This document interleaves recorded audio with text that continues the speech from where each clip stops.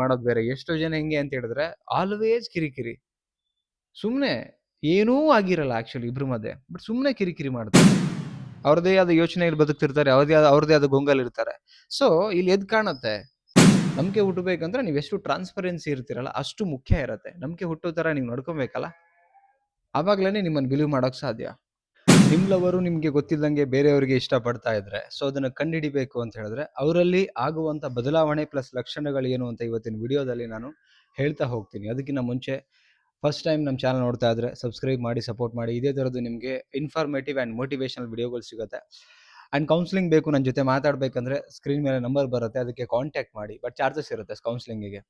ನಾವು 1 hour time ಕೊಡ್ತೀವಿ so ಕೌನ್ಸಿಲಿಂಗಿಗೆ. So ನೀವು ಆರಾಮ್ಸೆ ನಿಮ್ಮ ಪ್ರಾಬ್ಲಮ್ ಡಿಸ್ಕಷನ್ ಮಾಡಿ ಸಜೆಷನ್ ಕೂಡ ತೊಗೊಳ್ಬೋದು. ಓಕೆ, ಸೊ ಏನು ಅಂತ ನೋಡೋಣ. ಫಸ್ಟ್ ಪಾಯಿಂಟ್ ಏನಂತ ಹೇಳಿದ್ರೆ ನೋಡಿ, ನಿಮ್ಮನ್ನು ಸಪೋಸ್ ನಿಮಗೆ ತುಂಬ ಪ್ರೀತಿ ಮಾಡ್ತೀನಿ ಅಂತ ಕಮಿಟ್ ಆಗಿ ನಿಮಗೆ ಡೌಟ್ ಬರ್ತಾ ಇರುತ್ತೆ ಬೇರೆ ಯಾರ್ದೋ ಇವ್ರು ಇಷ್ಟಪಡ್ತಾ ಇದ್ದಾರೆ ಅಂತ ಅಲ್ವಾ. ಸೊ ಅದನ್ನ ಫೈಂಡ್ ಔಟ್ ಮಾಡಬೇಕು ಅಂತ ಹೇಳಿದ್ರೆ ಇಲ್ಲಿ ಫಸ್ಟ್ ರೀಸನ್ ಏನು, ಫಸ್ಟ್ ನಿಮ್ಮ ಸಿಂಪ್ಟಮ್ಸ್ ಅವರಲ್ಲಿ ಕಾಣೋದೇನೆಂದ್ರೆ ನಿಮ್ಮ ಕಾಳಜಿಗಿಂತ ಬೇರೆಯವ್ರಿಗೆ ಹೆಚ್ಚು ಗಮನ ಕೊಡ್ತಾರೆ. ನಿಮ್ಗೇನು ಕಾಳಜಿ ಕೊಡಬೇಕಲ್ಲ ಅವ್ರು ಆ್ಯಕ್ಚುಲಿ ಎವ್ರಿ ಡೇ ನಿಮ್ಗೇನು, ಈಗ ನೋಡಿ ಪ್ರೀತಿ ಅಂತ ಬಂದಾಗ ಡೆಫಿನೆಟ್ಲಿ ಗೌರವ ಮತ್ತು ಕಾಳಜಿ ಎರಡೂ ಇರಲೇಬೇಕಾಗತ್ತೆ. ಅಲ್ಲಿ ನಿಮಗೆ ಕಾಳಜಿ ಸಿಗ್ತಾ ಇಲ್ಲ, ಕಾಳಜಿ ಮಾಡ್ತಿಲ್ಲ, ಏನೋ ಮಾತುಗಳು ಬೇರೆ ಥರ ಬರುತ್ತೆ, ಆ್ಯಕ್ಷನ್ಸ್ ಬೇರೆ ಇರುತ್ತೆ, ಓಕೆ, ಪದಗಳು ಬೇರೆ ಇರುತ್ತೆ ಅಂತ ಹೇಳಿದ್ರೆ, ಆ್ಯಂಡ್ ಇದ್ರೊಟ್ಟಿಗೆ ಬೇರೆ ಇನ್ಯಾರನ್ನೋ ತುಂಬ ರೆಸ್ಪೆಕ್ಟ್ಫುಲ್ ಆಗಿ ತುಂಬ ಗಮನ ಕೊಟ್ಟು ಅವರಿಗೆ ಕಾಳಜಿ ಮಾಡೋಕ್ಕೆ ಶುರು ಮಾಡ್ತಾರೆ ನೋಡಿ. ನಿಮಗೆ ಕಾಳಜಿ ಮಾಡ್ದಿರಾ ಅವ್ರಿಗೆ ತುಂಬ ಕಾಳಜಿ ಮಾಡೋಕ್ಕೆ ಶುರು ಮಾಡ್ತಾರೆ ನೋಡಿ, ಇದು ಫಸ್ಟ್ ಸಿಂಪ್ಟಮ್ಸ್. ಆ್ಯಕ್ಚುಲಿ ನಾನು ಅದೇ ಹೇಳೋದು, ನಿಜವಾಗ್ಲೂ ಪ್ರೀತಿ ನಿಮ್ಮನ್ನು ಮಾಡ್ತಾನೆ ಇದ್ರೆ ನಿಮ್ಮನ್ನು ಕಾಳಜಿ ಮಾಡೇ ಮಾಡ್ತಾರೆ. ಒಂದಿನಕ್ಕಲ್ಲ, ಆಲ್ವೇಸ್ ಕಾಳಜಿ ಇರುತ್ತೆ, ನಿಮ್ಮ ಮೇಲೆ ಗೌರವ ಇರುತ್ತೆ. ಬಟ್ ಅದು ಇಲ್ಲಿ ಕಾಣ್ತಿಲ್ಲ ಅಂತ ಹೇಳಿದ್ರೆ ನೀವು ಫಸ್ಟ್ ಅದನ್ನು ಟಿಕ್ ಮಾಡ್ಕೊಳ್ಳಿ. ನಾನು ಯಾರ್ದೋ ಏನೋ ರಿಲೇಷನ್ಶಿಪ್ ಹಾಳಾಗ್ಲಿ ಅಂತ ಮಾತಾಡ್ತಿಲ್ಲ. ಇವತ್ತು ಎಷ್ಟೋ ರಿಲೇಷನ್ಶಿಪ್ ಇರೋದೇ ಹಿಂಗೆ, ನಡ್ಕೊಳ್ತಾ ಇರೋದು ಹಿಂಗೆ. ನಿಜವಾಗ್ಲೂ ಪ್ರೀತಿ ಇದ್ರೆ ಜೊತೆಗಿರೋರ್ನ ಕಾಳಜಿ ಮಾಡ್ಬೇಕಲ್ಲ. ಜಗಳ ಇದ್ದ ಕಾಮನ್ ಬಿಡಿ, ಅವಾಗ ಕಾಳಜಿನೂ ಇರಲ್ಲ, ಗೌರವನೂ ಇರಲ್ಲ, ಹೆಂಗೆಂಗೋ ಮಾತು ಬರುತ್ತೆ, ಮಾತಾಡೋ second thought. But normal days ಅಲ್ಲಾದರೂ ಕಾಳಜಿ ಮಾಡಬೇಕಲ್ಲ, ಪ್ರೀತಿಯಿಂದ ನಡ್ಕೊಳ್ಬೇಕಲ್ಲ. ಬಾಡಿ ಲ್ಯಾಂಗ್ವೇಜಲ್ಲಾದರೂ, ಪದಗಳಲ್ಲಾಗಲಿ, ಅದ್ಯಾವುದೂ ಇರಲ್ಲ. ಸೆಕೆಂಡ್ ಒನ್ ಪಾಯಿಂಟ್ ಏನಂತ ಹೇಳಿದ್ರೆ ಫೋನ್ ಸೀಕ್ರೆಟ್ ಮೇಂಟೈನ್ ಮಾಡ್ತಾರೆ. ಇದು ಇರುತ್ತೆ, ಎಲ್ಲ ಇದ್ರೇ ಪಕ್ಕ ಅಂತ ಕನ್ಫರ್ಮ್ ಮಾಡ್ಬೇಕು. ಯಾವುದೋ ಒಂದು ಪಾಯಿಂಟ್ ನೋಡ್ಕೊಂಡು ನೀವು ಕನ್ಫರ್ಮ್ ಅಂತ ಅನ್ಕೋಬೇಡಿ. ಫೋನ್ ಸೀಕ್ರೆಟ್ ಮಾಡ್ತಾರೆ ರಿಲೇಷನ್ಶಿಪ್ಪಲ್ಲಿ. ಇಬ್ರಿಗೂ ಒಬ್ರಿಗೊಬ್ರು ಫೋನು ಏನು ಅಂತ ಹೇಳಿದ್ರೆ ಗೊತ್ತಾಗಿರ್ಬೇಕು, ಪಾಸ್ವರ್ಡ್ ಆಗಲಿ ನಂಬರ್ಸ್ಗಳಾಗಲಿ ಎಲ್ಲನೂ ಗೊತ್ತಿರಬೇಕು. ಆವಾಗಲೇ ನಿಮ್ಮ ಮೇಲೆ ಅವ್ರಿಗೆ ನಂಬಿಕೆ ಬರೋಕ್ಕೆ ಸಾಧ್ಯ, ಅವ್ರ ಮೇಲೆ ನಿಮಗೆ ನಂಬಿಕೆ ಬರೋಕ್ಕೆ ಸಾಧ್ಯ. ಎಷ್ಟೋ ಜನ ಏನು ಮಾಡ್ತಾರೆ, ನಂಬರ್ಗಳು ಬೇರೆ ಹೆಸರಲ್ಲಿ ಸೇವ್ ಮಾಡ್ಕೊಂಡಿರ್ತಾರೆ, ಪಾಸ್ವರ್ಡ್ ಗೊತ್ತಿರಲ್ಲ. ಇದನ್ನ ಆ್ಯಕ್ಚುಲಿ ನಂಬಿಕೆ ಹುಟ್ಟುವಂಥ ಕೆಲಸ ಆಗೋದೇ ಇಲ್ಲ ಇಲ್ಲಿ. ನಂಬಿಕೆ ಹುಟ್ಟಬೇಕಂದ್ರೆ ನೀವು ಎಷ್ಟು ಟ್ರಾನ್ಸ್ಪರೆನ್ಸಿ ಇರ್ತೀರಲ್ಲ ಅಷ್ಟು ಮುಖ್ಯ ಇರುತ್ತೆ. ನಂಬಿಕೆ ಹುಟ್ಟೋ ಥರ ನೀವು ನಡ್ಕೊಬೇಕಲ್ಲ, ಆವಾಗಲೇ ನಿಮ್ಮನ್ನು ಬಿಲೀವ್ ಮಾಡೋಕ್ಕೆ ಸಾಧ್ಯ. ಓಕೆ, ಇದು second point. And third point ಏನಂತ ಹೇಳಿದ್ರೆ ಯಾವುದೇ ಇಂಟ್ರೆಸ್ಟ್ ಇರಲ್ಲ, ಫಿಸಿಕಲ್ ರಿಲೇಷನ್ಶಿಪ್ಪಿಗೆ ಇಂಟ್ರೆಸ್ಟ್ ಇರಲ್ಲ, ಓಕೆ. ಆ್ಯಂಡ್ ನೀವು ಎಲ್ಲಿಗಾರ ಕರ್ಕೊಂಡು ಹೋಗ್ಬೇಕಂದ್ರೆ ಇಂಟ್ರೆಸ್ಟ್ ಇರಲ್ಲ, ಅಥವಾ ನಿಮ್ಮ ವಿಚಾರವಾಗಿ ಏನೂ ಮಾತಾಡೋಕ್ಕೆ ಇಂಟ್ರೆಸ್ಟ್ ಇರಲ್ಲ, ನೀವೆಂಥ ಚೆನ್ನಾಗಿ ಡ್ರೆಸ್ ಮಾಡೋದ್ರೂ ಇಂಟ್ರೆಸ್ಟ್ ಇರಲ್ಲ. ಹಾಗೆ ಒಂದು ರೌಂಡ್ ವಾಕ್ ಹೋಗಿ ಬರೋಣ ಅಂತ ಹೇಳಿದ್ರೆ ನಿಮ್ಮ ಕಷ್ಟ ಸುಖಕ್ಕೆ ಯಾವುದಕ್ಕೂ ಇಂಟ್ರೆಸ್ಟ್ ಕೊಡ್ತಾ ಇರಲ್ಲ. ಅವ್ರದೇ ಆದ ಯೋಚನೆಯಲ್ಲಿ ಬದುಕ್ತಿರ್ತಾರೆ, ಅವ್ರದೇ ಆದ ಗೊಂಗಲ್ ಇರ್ತಾರೆ.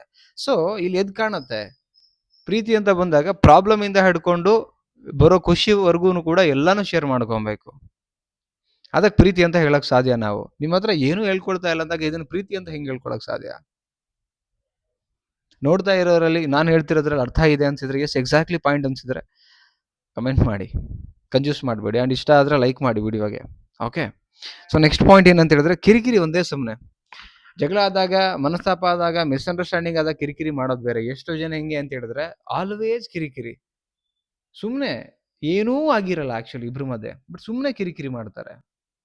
ಸುಮ್ಮನೆ ಕಿರಿಕಿರಿ ಮಾಡ್ತಾ ಇದ್ರೆ ನೀವು ಫಸ್ಟ್ ನಮ್ಮನ್ನು ಬಿಟ್ಟು ತೊಲಗಿ ಅಂತ ಅರ್ಥ ಆಗ್ತಿದ್ಯಾ? ಈಗ ನೀವು ಬಾಳಿ ಬದುಕೋಕೆ ಅಂತ ಮದುವೆ ಆಗಿ ಅಥವಾ ಪ್ರೀತಿಯಿಂದ ಒಪ್ಕೊಂಡು ಆಮೇಲೆ ಸುಮ್ಮನೆ, ಈಗ ಅವ್ರೇನು ತಪ್ಪು ಮಾಡಿರಲ್ಲ, ಸುಮ್ಮನೆ ಕಿರಿಕಿರಿ ಅಂತ ಬಂದಾಗ ಅವ್ರು ಬಿಟ್ಟು ಹೋಗ್ಲಿ ಅಂತ ತಾನೇ ಜಗಳ ಮಾಡ್ತಾ ಇರೋದು, ಕಿರಿಕಿರಿ ಮಾಡ್ತಿರೋದು. ಇಲ್ಲಿ ಕಾಣ್ತಿದೆ ಅದು ಆ್ಯಕ್ಚುಲಿ. ಸೊ ಇದು ಸಿಂಪ್ಟಮ್ಸ್ ಇರುತ್ತೆ ಆ್ಯಕ್ಚುಲಿ. ಸೊ ನೆಕ್ಸ್ಟ್ ಒಂದು ಲಾಸ್ಟ್ ಪಾಯಿಂಟ್ ಅಂದರೆ ನೀವು ದೂರ ಆಗೋದೇನೆ ಕಾಯ್ತಾರೆ. ಒಟ್ಟಿನಲ್ಲಿ ಯಾವುದೋ ಕಾರಣಕ್ಕೆ ನೀವು ಅವ್ರ ಹತ್ರ ಸೇರಬಾರ್ದು, ಅವ್ರ ಹತ್ರ ಬರಬಾರ್ದು, ಅವ್ರನ್ನ ಅವ್ರ ಪಾಡಿಗೆ ಬಿಟ್ಬಿಡ್ಬೇಕು. ಅವ್ರ ಖುಷಿನೇ ಅವ್ರ ಮುಖ್ಯ ಆಗಿರುತ್ತೆ. ನೀವು ಒದಾಡ್ಕೊಂಡು ಹೆಂಗಿದ್ರು ನೀವು ಮ್ಯಾಟ್ರ್ ಆಗಲ್ಲ ಅವ್ರಿಗೆ, ಹಿಂಗಿರಕ್ಕೆ ಅವ್ರು ಇಷ್ಟಪಡ್ತಾರೆ. ಸೊ ಈಗಿಂಥವ್ರಿಗೆ ನಾನೇನು ಹೇಳ್ತೀನಿ ಗೊತ್ತಾ, ನಿಮ್ಮ ಪಾಡಿಗೆ ನಿಮ್ಮ ಖುಷಿ ಬಯಸ್ಕೊಂಡು ನೀವು ಇರೋದಾಗಿದ್ರೆ ಮದುವೆ ಏನಕ್ಕೆ ಆಗಬೇಕಿತ್ತು, ಲವ್ ಏನಕ್ಕೆ ಮಾಡಬೇಕಿತ್ತು, ಇನ್ನೊಬ್ಬರ ಮನಸ್ಸಲ್ಲಿ ಆಸೆ ಏನಕ್ಕೆ ಹುಟ್ಟಿಸ್ಬೇಕಿತ್ತು? ಕರೆಕ್ಟ್ ಅಲ್ವಾ?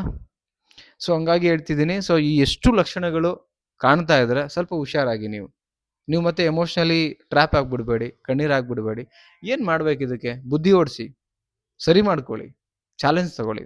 ಇದನ್ನು ಸಜೆಸ್ಟ್ ಮಾಡ್ತೀನಿ ನಾನು. ಓಕೆ, ಏನು ಅನ್ನಿಸ್ತು ವಿಡಿಯೋ ಕಮೆಂಟ್ ಮಾಡಿ ತಿಳಿಸಿ. ಇಷ್ಟ ಆದರೆ ಲೈಕ್ ಮಾಡಿ ಆ್ಯಂಡ್ ಎಲ್ರಿಗೂ ಶೇರ್ ಮಾಡಿ. ಸಬ್ಸ್ಕ್ರೈಬ್ ಮಾಡದೆ ನೋಡ್ತಿದ್ರೆ ಸಬ್ಸ್ಕ್ರೈಬ್ ಮಾಡಿ. ಅಟ್ಲೀಸ್ಟ್ ಒಂದು 100 ಜನರಿಗೆ ಶೇರ್ ಮಾಡಿ ವಿಡಿಯೋನ. ಕಂಜೂಸ್ ಮಾಡೋಕೆ ಹೋಗಬೇಡಿ. ಭಾಳ ಗ್ರೂಪ್ ಎಲ್ಲ ಜನಗಳಿಗೆ ರೀಚ್ ಆಗಲಿ ವಿಚಾರ, ಒಳ್ಳೆ ವಿಚಾರ ಅಂತ ಬಂದಾಗ. Okay, thank you so much. ಮತ್ತೊಂದು ಟಾಪಿಕಲ್ಲಿ ಸಿಗ್ತೀನಿ. ಬಾಯ್.